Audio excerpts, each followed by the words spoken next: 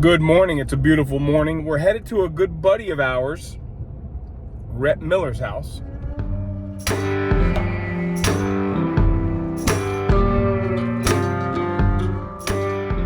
Rhett Miller with the old 97s, musician, long-time musician.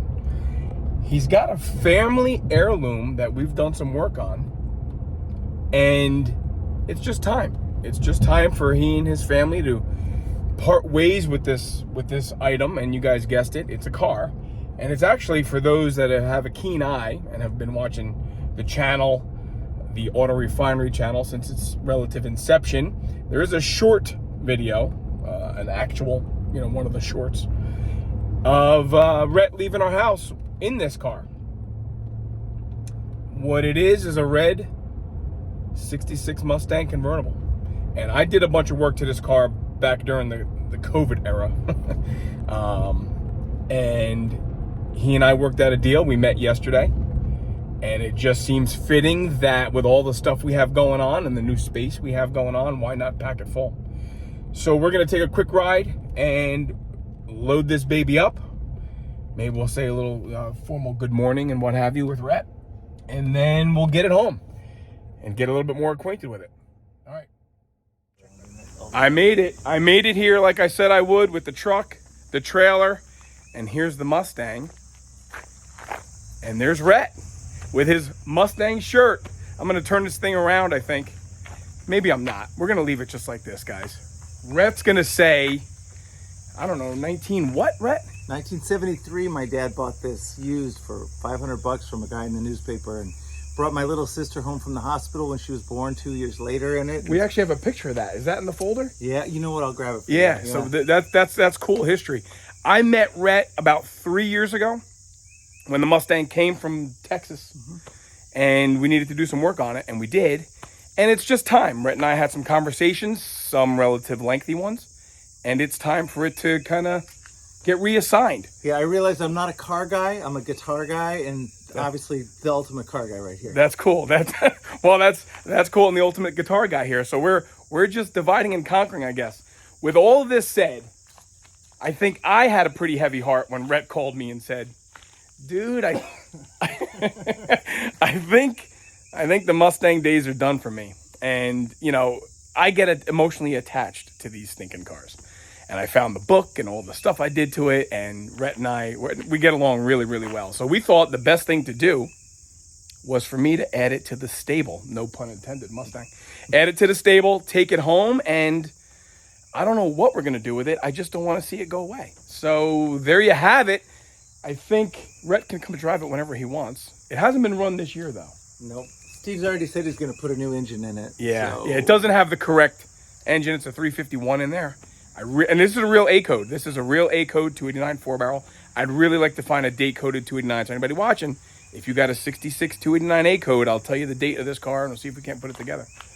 All right, cool. This is a big momentous occasion here. I'm going to turn this thing around and you guys are going to see a little bit of the formal transaction.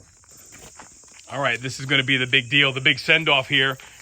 There's the big handshake with Rhett Miller. I got his Mustang keys. I dig the Mustang shirt. Yeah. I'd say I want it, but I'm pretty sure that's not going to fit me. But I do have, Rhett was nice enough. This is very cool, man. These are the keys that this car's had for some time. And check this plate out.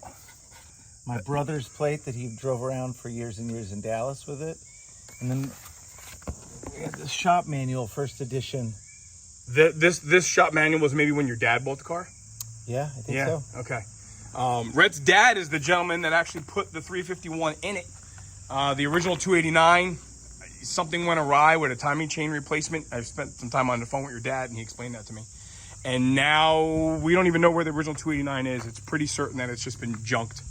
Probably at the same salvage yard that the 351 came from. So what year do you think, Rhett, that this plate was assigned to this car? My brother drove it from 91 to 2017. Okay. 91. Oh, sorry, 2017. Yeah. 2017. He gave it to me in 2018. Right, and I met you and the car somewhere in 2020. 2020, yeah. Yeah, something like that. Okay. So what year did your brother graduate high school? 91. Oh, same year as I did. Yeah. Okay. All right. That's very cool. That's very cool. All right, guys. So here's what we're going to do. It's getting hot out here. Rhett's got a busy day. I got a busy day.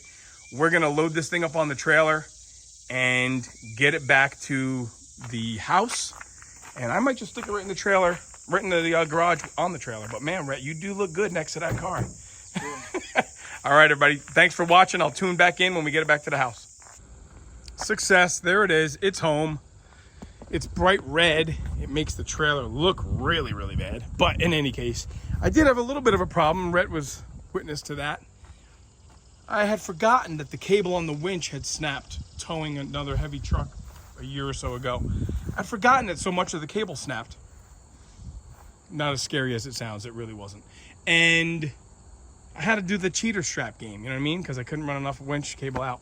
So that was a little bit of a nasty thing to deal with on a hot, sunny day. But look, there it is. It's here. It's home. It's ours.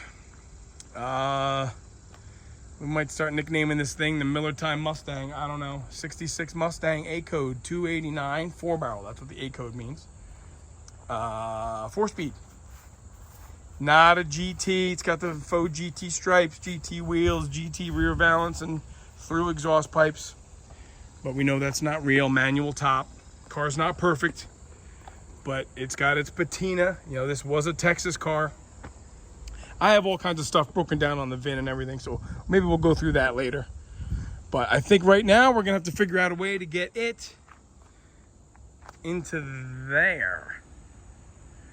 But in there's a WRX, which we're gonna have to move. All right, let's get to it.